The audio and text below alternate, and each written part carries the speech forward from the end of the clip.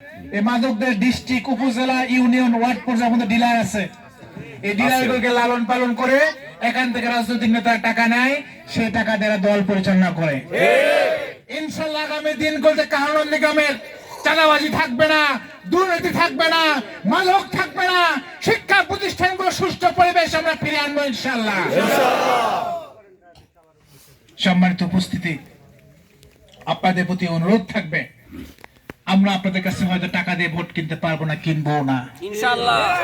আপনাদের খাবার দিতে পারবো না, খাবার দিয়ে ভোট কিনবো না আমরা, কিন্তু আপনাদের প্রতি অনুরোধ থাকবে, আসুন আমরা সবাই মিলে দিয়ে একসাথে আমরা বাংলাদেশকে বিজয়ী করতে চাই। মনে রাখবেন, এই নির্বাচনে যা দাঁড়িপাল্লাকে বিজয় করা মানে শুধু জামায়াত ইসলামকে বিজয় করা নয়, দাঁড়িপাল্লাকে বিজয় করা মানে জুলাইয়ের শহীদদেরকে বিজয় করা, দাঁড়িপাল্লাকে বিজয় করা মানে চাঁদাবাজদের পরাজিত করা, দাঁড়িপাল্লাকে বিজয় করা মানে জুলুমবাজদের পরাজিত করা, দাঁড়িপাল্লাকে বিজয় করা মানে দুর্নীতিবাজদের পরাজিত করা। আমরা কি রাজি আছি জুলুমবাজদের পরাজিত করতে? আমরা ঘরে ঘরে দুর্গ করে তুলবো, ভোট দেব না, আমরা সকলের ভোটের অধিকারকে নিশ্চিত করতে চাই। আমরা এখন থেকে প্রত্যেকে একসাথে ঐক্যবদ্ধভাবে কাজ করব।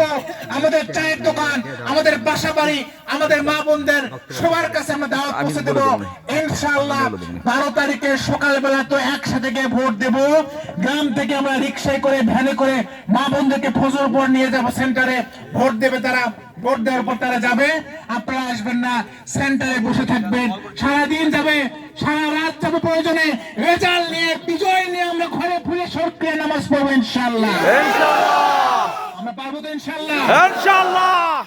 আর যারা হুমকি, পেশি শক্তি আর টাকা দিয়ে ভোট কিনতে চায় তাদেরকে আমরা সুযোগ দেব না, সুযোগ দেব না, আমরা সুযোগ দেব না। মানুষকে আমরা সচেতন করব, তারা যেন এই চাঁদাবাজদের ফাঁদে পা দিয়ে আমাদের সমাজকে আর নষ্ট না করে।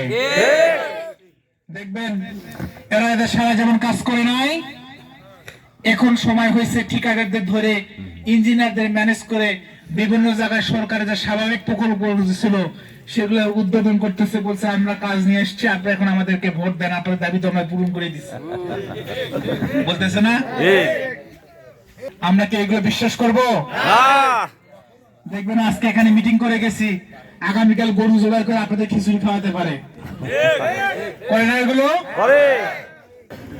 এগুলো কিন্তু হবে, কারণ এই টাকাগুলো কই থেকে আসে?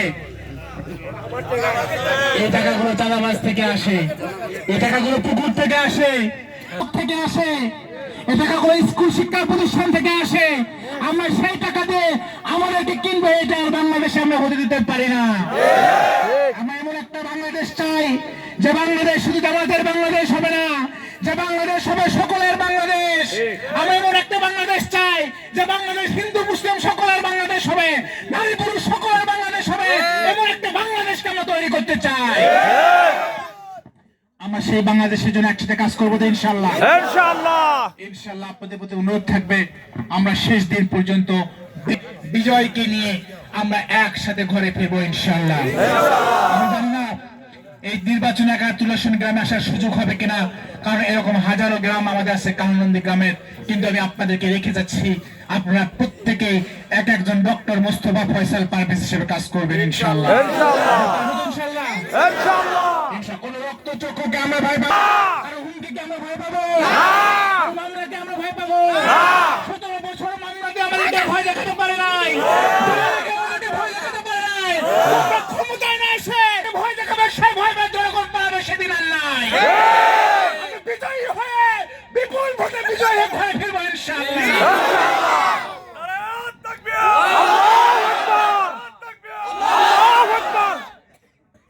সম্মানিত উপস্থিতি, আমি আপনাদেরকে ধন্যবাদ জানাই, অনুরোধ জানাই, আপনাদের আমার সালামটুকু আপনারা আপনাদের আত্মীয় স্বজন, বন্ধু বান্ধব, প্রতিবেশী, আমাদের মা বোনদের সাথে দেবেন, যাতে সকলে আমরা একসাথে সত্য, ন্যায় এবং ইনসাফের প্রতীক, বাংলাদেশের জুলাই যোদ্ধাদের বিজয়ের প্রতীক, স্পিরিটের প্রতীক দাঁড়িপাল্লাকে বিজয় করব এবং আগামী সোনার বাংলাদেশের জন্য আমরা হাকে বিজয় করব, সে আহ্বান জানিয়ে আমি আমার বক্তব্য শেষ করছি।